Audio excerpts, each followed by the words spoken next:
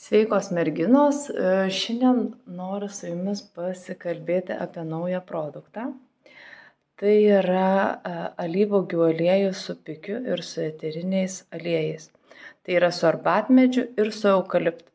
Šitus produktus aš jau buvau anksčiau dariusi, bet dabar truputėlį buvo pertrauka, nebuvau padariusi.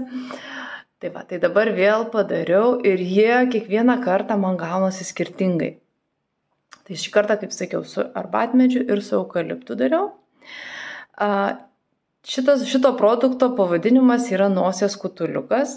Ausytė čia tokį pavadinimą davė, kadangi jis yra skirtas nosies higienai ir pajautus pirmosius slogos kažkokius peršalimo simptomus.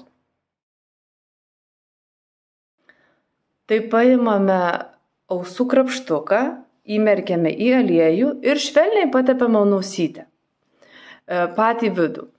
Tai šitas aliejus, kaip sakiau, drėkina, eukaliptas valo gleivinę, turi antibakterinių, antivirusinių savybių, prieš uždegiminių savybių.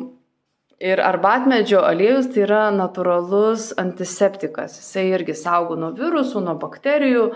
Tai toks mišinukas. Ir pikis toks antibakterinis, antivirusinis, eukalipto arbatmedžio aliejai irgi tokie prieš visus tuos virusus, bakterijas ir uždegimus.